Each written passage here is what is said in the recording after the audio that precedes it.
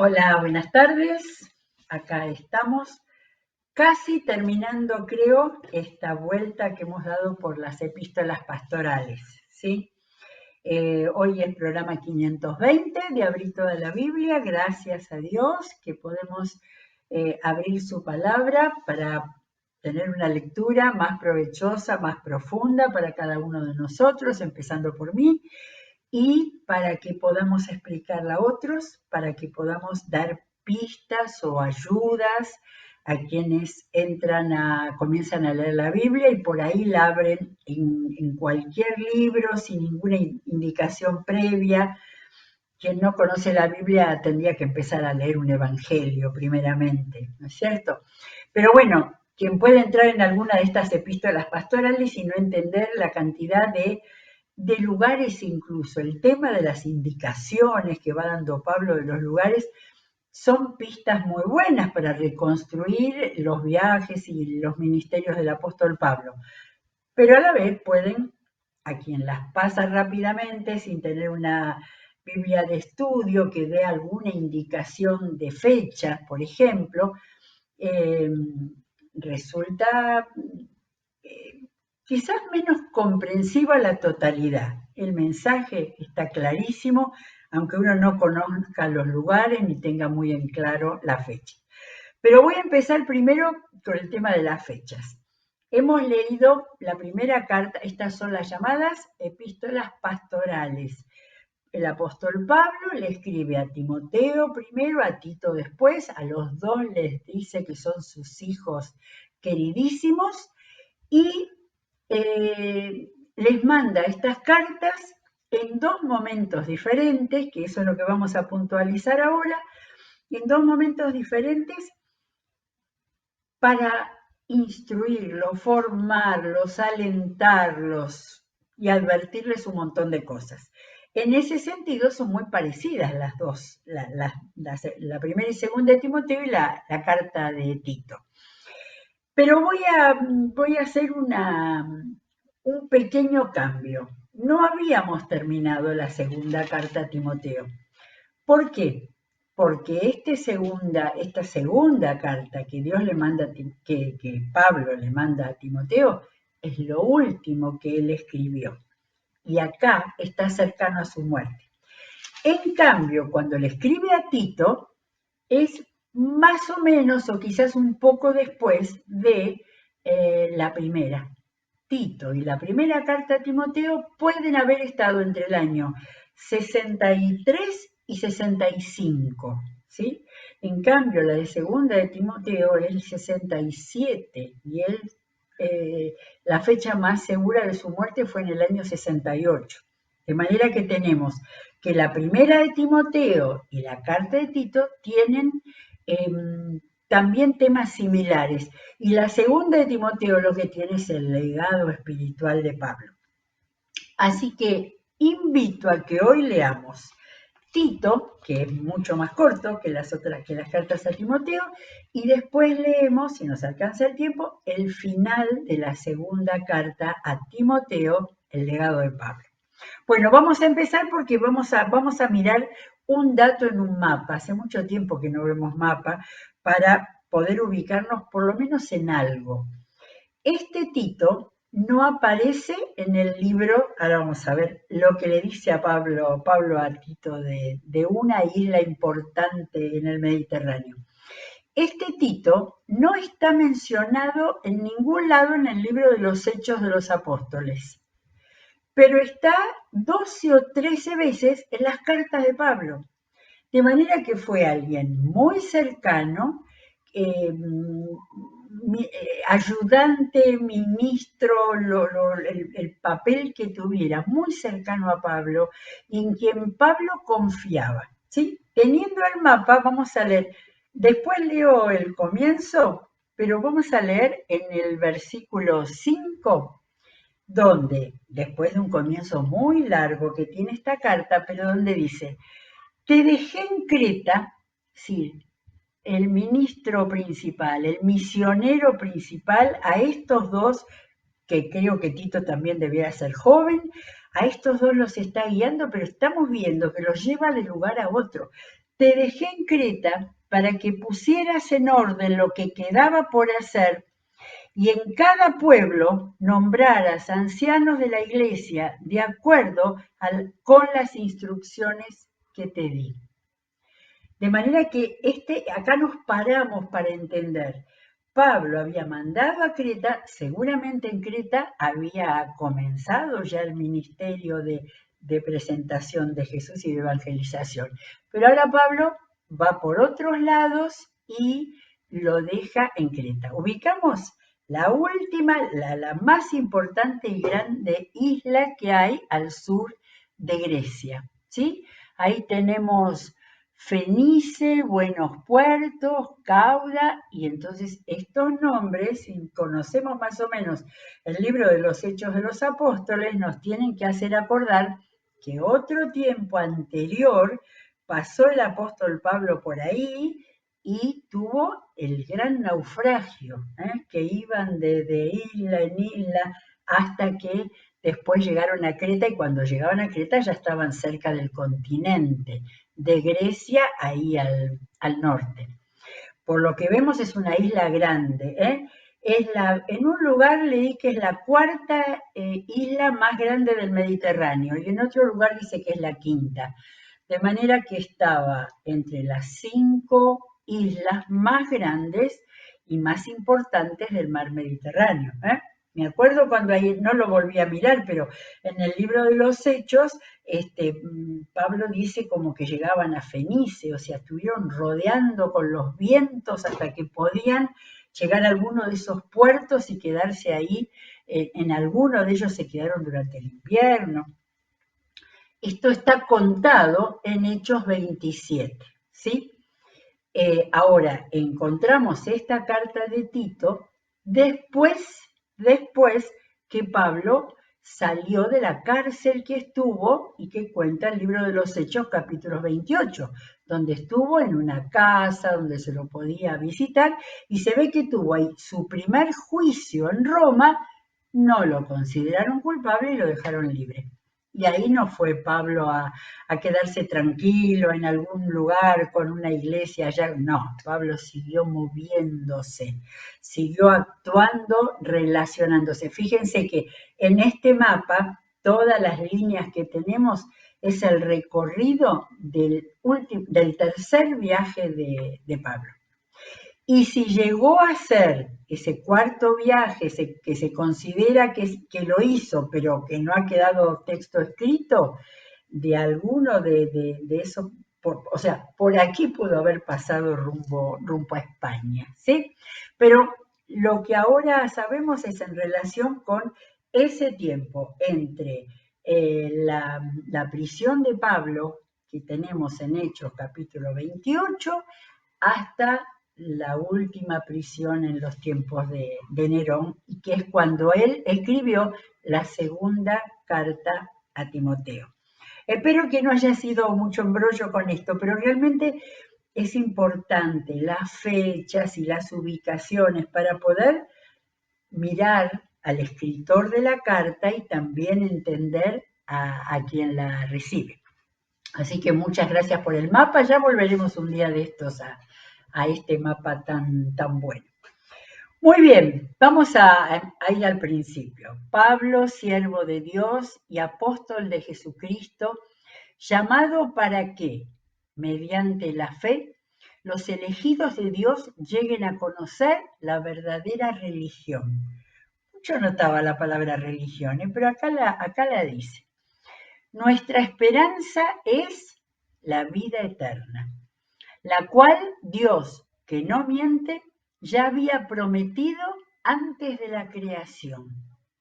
Yo digo, a ver, ¿qué estaba pensando Pablo? Bueno, es que Dios había pensado hacer a los hombres mortales, inmortales. O sea, perdieron la inmortalidad cuando desobedecieron a Dios de algo básico que Dios les había pedido, como para probar la fidelidad de esa relación con Él. Bueno, la vida eterna Dios había prometido antes de la creación. Ahora, a su debido tiempo, Él ha cumplido esta promesa mediante la predicación. Claro, la vida eterna. Ahora creyendo en Cristo iba a volver a ver, no inmortalidad en la tierra con el cuerpo humano, pero sí vida eterna, inmortal, después en la presencia de Dios. Y vuelve a afirmar su autoridad, ¿no? Él ha cumplido esta promesa mediante la predicación que se me ha confiado por orden de Dios nuestro Salvador.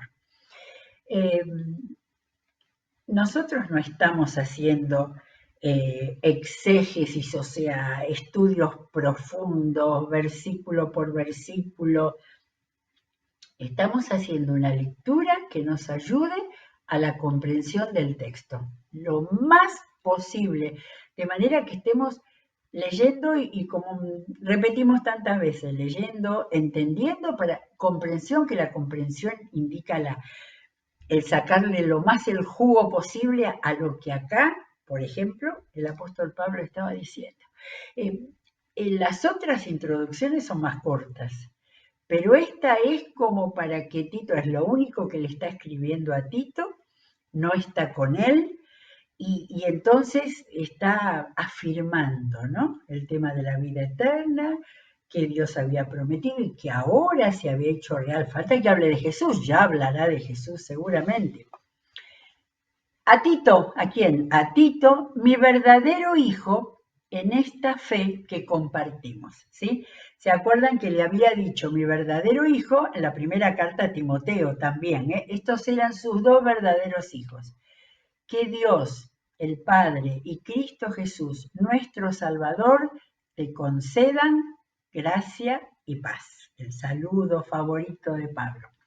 Y entonces acá vuelvo a leer lo de recién porque no dice solo eso. Te dejé en Creta para que pusieras en orden lo que quedaba para hacer y en cada pueblo nombraras ancianos de la iglesia de acuerdo con las instrucciones que te di. Yo creo que es la única vez que dice eso de en cada pueblo plantar iglesias y también que el nombre que nos ha llegado por la traducción del griego, ancianos, ¿sí? No creo que se eligiera gente muy mayor porque Timoteo y Tito no debieran serlo, pero anciano tenía que ver no con edad, sino con autoridad espiritual. El anciano, acá tenemos, por eso se parecen mucho las dos cartas. El anciano debe ser intachable, esposo de una sola mujer, sus hijos deben ser creyentes, libres de toda sospecha de libertinaje o de desobediencia. El obispo tiene a su cargo la obra de Dios y por lo tanto debe ser intachable, no arrogante, ni iracundo, ni borracho, ni violento, ni codicioso de ganancias mal habidas. Empezó primero por lo negativo, ¿sí? Habría que ver si Pablo ya no tenía experiencias de líderes que fallaran en lo que debían ser, ¿no? No miré, pero me parece que a Timoteo no empezaba por lo negativo, me parece. Al contrario, debe ser hospitalario, amigo del bien, sensato, justo, santo y disciplinado. Fíjense ustedes que las cosas que particularmente señala no son tanto espirituales como de conducta, éticas, ¿no? Y prácticas. Acá lo más espiritual que diríamos es santo, apartado para el Señor. Pero después, sensato, hospitalario, disciplinado. Qué importante, qué visión tenía el apóstol Pablo de todo lo que significaba llevar adelante la obra del Señor. O sea que un líder, acá vieron que habla primero de ancianos, después hablaba de obispos. Por la otra carta pareciera que el cargo mayor era de obispo, luego anciano que podría ser también servidor, pero no importa, eran aquellos que llevaban adelante la obra del Señor. Debe apegarse a la palabra fiel, según la enseñanza que recibió, de modo que también pueda exhortar a otros con la sana doctrina y refutar a los que se opongan. Acá vuelve sana doctrina. No llegué a contar cuántas veces decía en las 3 cartas, pero en las 3 cartas eh, era muy importante que no estuvieran predicando a otro que a Jesucristo. Y es que, acá se parece tanto a Timoteo, y es que hay muchos rebeldes, charlatanes y engañadores, especialmente los partidarios de la circuncisión. Esto no lo había tocado de esta manera en las cartas a Timoteo, ¿no? Acá estaba el problema con los judaizantes. Los judaizantes que querían hacer que los paganos, los gentiles convertidos al cristianismo, tuvieran que ser circuncidados, cuando esa había sido una orden de Dios importantísima, pero era para el pueblo hebreo y era para la señal que desde Abraham había venido para todo el pueblo. Bueno, entonces este tema de los judaizantes, a esos hay que taparles la boca, ya que están arruinando familias enteras al enseñar lo que no se debe y lo hacen para obtener ganancias mal habidas. ¿Qué? ¿Cobrarían por circuncidar? No tengo la menor idea. Y acá tenemos una descripción del pueblo del lugar al cual Pablo lo mandaba. Fue precisamente uno de sus propios profetas el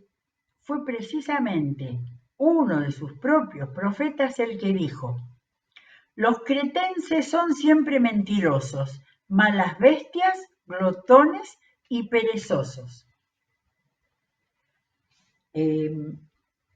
No sé por qué se me ocurre un pensamiento muy humano decir, estaba grande Pablo, ya tenía pocas pulgas, porque mire lo que dice, y es la verdad. Así que lo está diciendo que lo dejó, o sea, está en Creta, Tito está en Creta y le está diciendo todo eso de la gente, pero lo que está diciéndole es, tanto como a Timoteo, una alerta. Acá se dice que los cretenses son mentirosos, malas bestias, glotones, perezosos.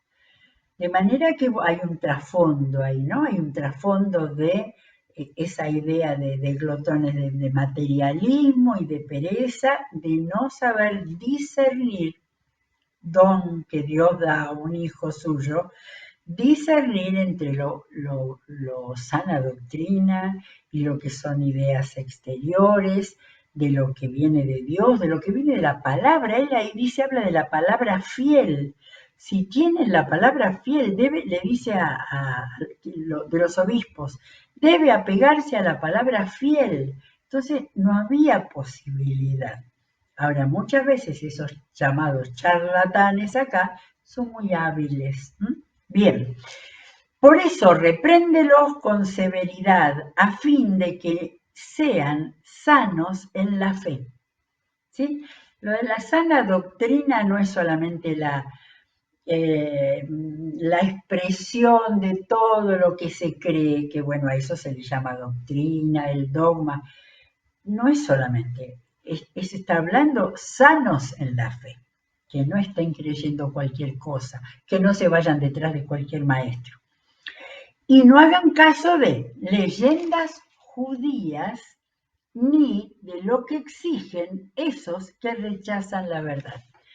De manera que en este tiempo del siglo I, digamos, pasado el año 50, y ya el año 50 era casi 20 años de la muerte y resurrección del Señor, pero digamos que desde el año 50 en adelante empezaron a surgir en las iglesias todo tipo de creencias y enseñanzas que significaban luchas muy grandes.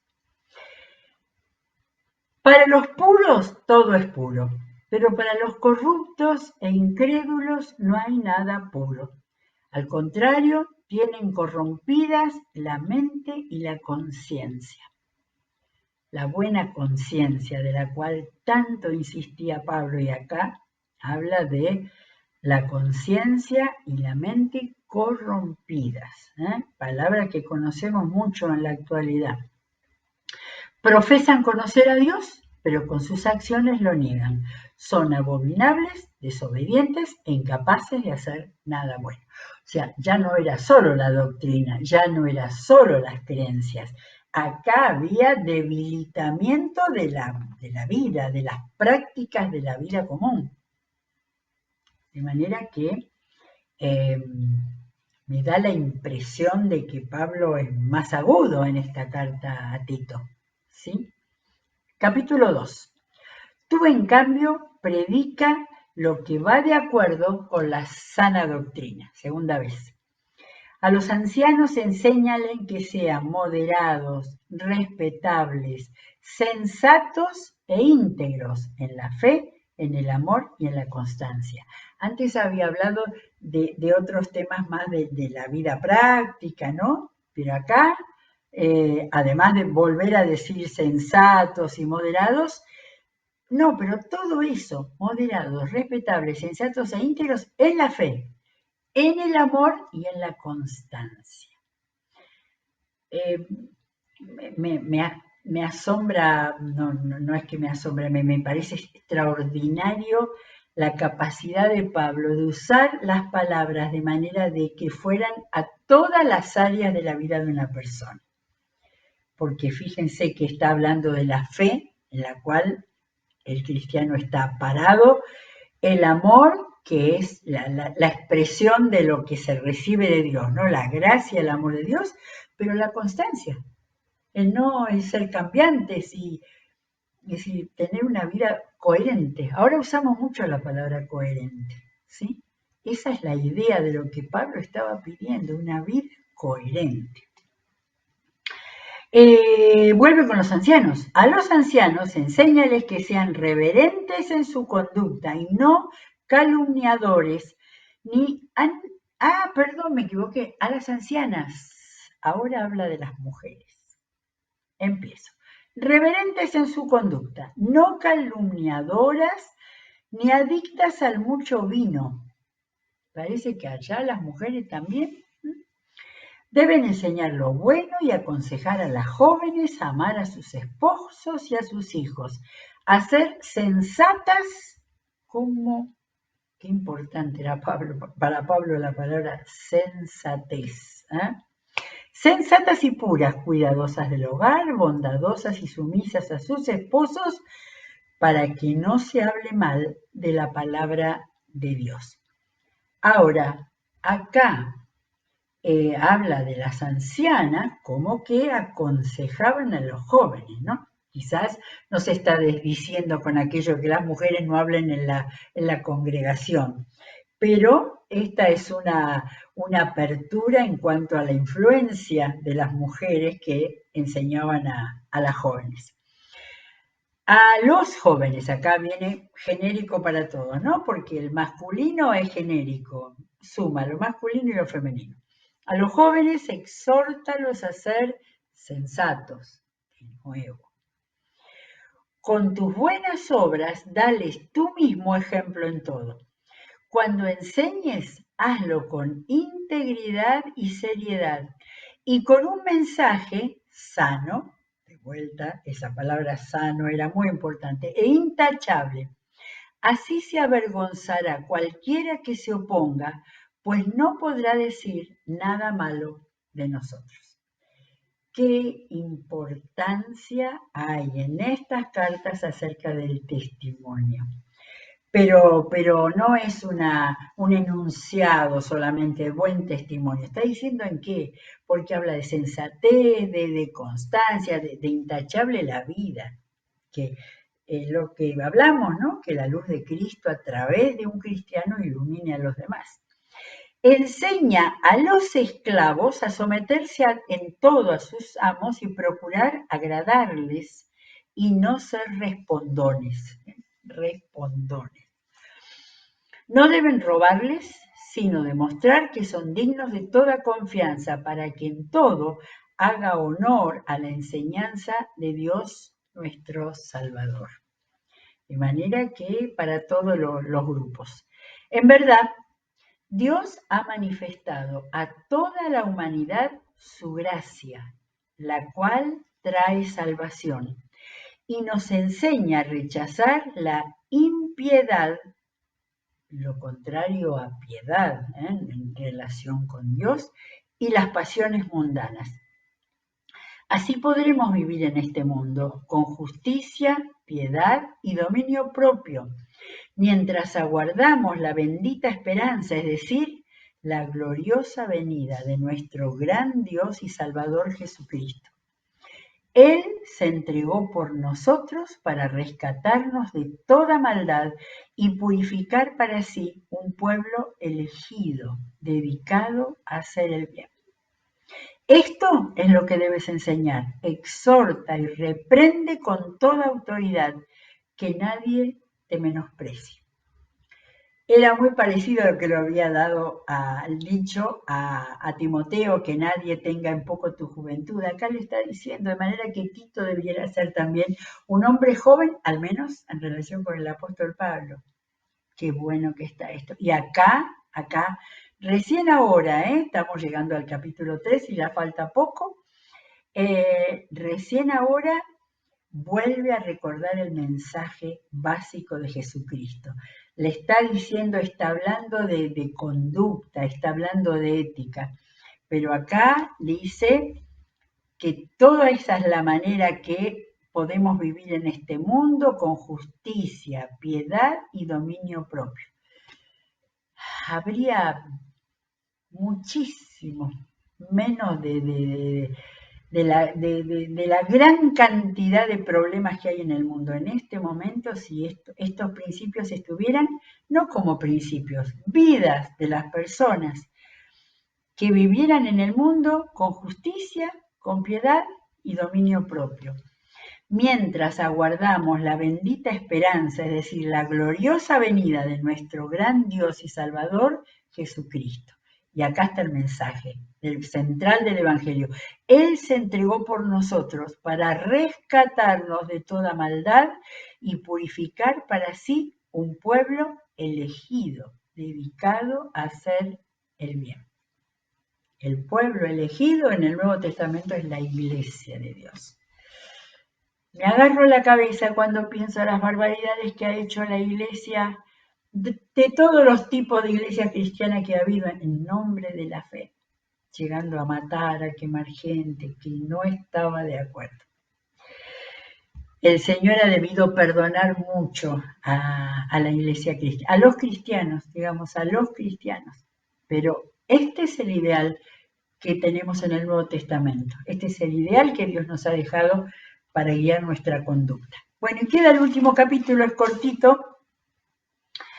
Recuérdales a todos que deben mostrarse obedientes y sumisos ante los gobernantes y las autoridades.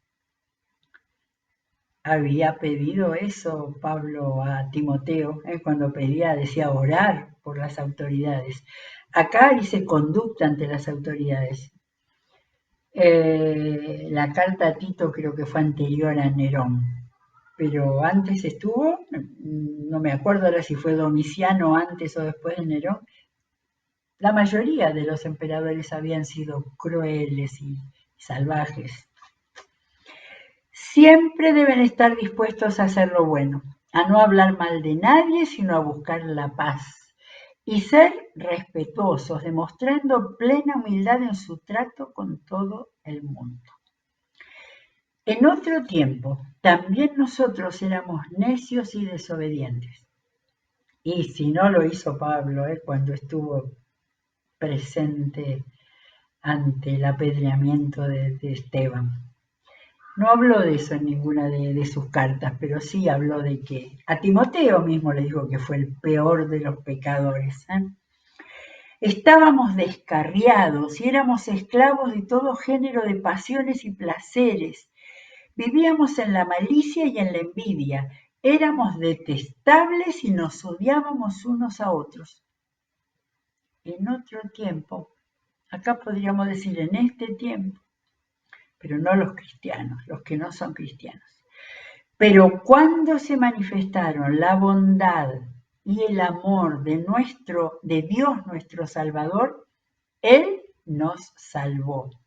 No por nuestras propias obras de justicia, sino por su misericordia. Vuelve a estar acá la presentación del Evangelio, que es lo que tenemos que... Esta es la sana doctrina básica. Él nos salvó, no por nuestras propias obras de justicia, sino por su misericordia. Nos salvó mediante el lavamiento de la regeneración y de la renovación por el Espíritu Santo. ¿Eh? En estas cartas tan prácticas no habla tanto del Espíritu Santo, pero cuando habla el Espíritu Santo en quien ha hecho la obra de la regeneración y la renovación por el Espíritu Santo, el cual fue derramado abundantemente sobre nosotros por medio de Jesucristo, nuestro Salvador.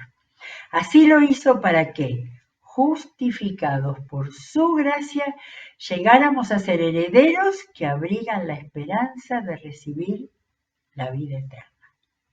Herederos que abrigan la esperanza de recibir la vida eterna.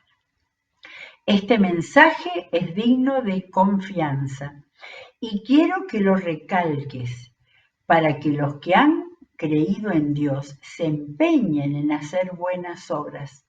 Eso es excelente y provechoso para todos. Es tan interesante porque estoy recordando algún librito sobre la carta a Tito que hablaba de la importancia que Pablo le daba a las buenas obras. Porque si esto no es necesariamente caridad, sino toda la actitud, toda la práctica en la vida moral, en la vida ética, porque cuando hablaba de las cosas malas, hablaba de no solo de estar descarriado, sino de no hacer el bien y de hablar mal de otros. Y hay varias, o sea, en las cartas a Timoteo, en la carta a Tito, hay siempre descripciones de todo lo malo y también descripciones de lo bueno, que es a lo que tiene que apuntar un buen cristiano. Así que, interesante, capítulo 3, versículo 8. Este mensaje, la pura doctrina del Evangelio de Jesucristo, es digno de confianza y quiero que lo recalques para que los que han creído en Dios se empeñen en hacer buenas obras. Esto es excelente y provechoso para todos. Evita las necias controversias. Acá está. A Timoteo le había dedicado más tiempo en decir que evite. Necias controversias y genealogías, evidentemente esas genealogías no eran de las que están en la palabra de Dios, donde tenemos gran cantidad de genealogías. Los primeros 12, 13 capítulos de Primera de Crónicas en el Antiguo Testamento pretenden hacer la genealogía de patriarca por patriarca y líder por líder de todas sus descendencias. Pero estos son otras genealogías que traían estos que estaban tomando algo de la doctrina cristiana sumada con otras cosas, siguen siendo esto que Pablo llama genealogía, discusiones y peleas sobre la ley porque carecen de provecho y de sentido. Había dicho provecho antes, ¿no? Las buenas obras del cristiano, excelente y provechoso. Estos carecen de provecho y de sentido. Al que cause divisiones, amonéstalo 2 veces, después evítalo. La palabra evitar estaba en Timoteo muchas veces. Puedes estar seguro que tal individuo se condena a sí mismo por ser un perverso pecador. Y ahora vienen instrucciones finales. Tan pronto como te haya enviado a Artemas o a Tíquico, haz todo lo posible por ir a Nicópolis a verme, pues he decidido pasar allí el invierno. Estos son datos que, claro, no están en el libro de los Hechos, porque son posteriores al libro de los Hechos. Y gracias a estos datos que se han tomado de las cartas, se ha podido saber qué pasó entre Hechos capítulo 28, cuando estaba preso en esa casa, su primera prisión, y después que salió y siguió recorriendo. Entonces, cuando dice, tan pronto que te haya enviado a Artemas o a Tíquico lo había mencionado en una listita en 1 Timoteo, quiere decir que iba a darle un reemplazo en Creta. ¿Sí? En este tiempo, toda esta instrucción es para los cretenses. Pero ahora le está diciendo que cuando le fuera el reemplazo, haga lo posible por ir a Nicópolis a verme, pues he decidido pasar allí el invierno. Claro, como no tenemos una historia del apóstol Pablo completa y con unidad, el invierno debía ser terrible y no era cuestión de andar viajando, sobre todo en barquitos por el Mediterráneo. Entonces, había épocas en las cuales el apóstol Pablo se quedaba en un lugar. Nicópolis no lo vi en el mapa que tuvimos hoy, era una ciudad de Grecia, o sea, en el continente. Pablo iba a estar en el continente del lado occidental. O sea, mar Egeo o mar Adriático, porque el mar Adriático viene desde el norte hasta que se encuentra con el Mediterráneo, pero ahí al este de Grecia se llama Egeo. Al este y al sur de Grecia se llama Egeo. Ayuda en todo lo que puedas al abogado Zenas y a Apolos. Acá aparece Apolos, quien yo pienso que puede haber sido el autor de Hebreos. Miren que Apolos nos aparece en el libro de los Hechos de los Apóstoles, pero después aparece acá en Tito. De manera que pareciera que Zenas y Apolos, de modo dice que no les falte nada para su viaje. Aparentemente esta carta a Tito, tenía relación, es posible que hayan sido ellos los que la hayan llevado a Creta la carta. Que aprendan los maestros a empeñarse en hacer buenas obras. No, los nuestros, no maestros, los nuestros. Que aprendan los nuestros a empeñarse en hacer buenas obras, ya lo había dicho, a fin de que atiendan a lo que es realmente necesario para que no lleven una vida inútil. Saludos de todos de los que me acompañan, saludos a los que nos aman en la fe. Que la gracia sea con todos ustedes. De nuevo, está saludando a gente y esto nos indica que esta carta iba a ser leída a todos.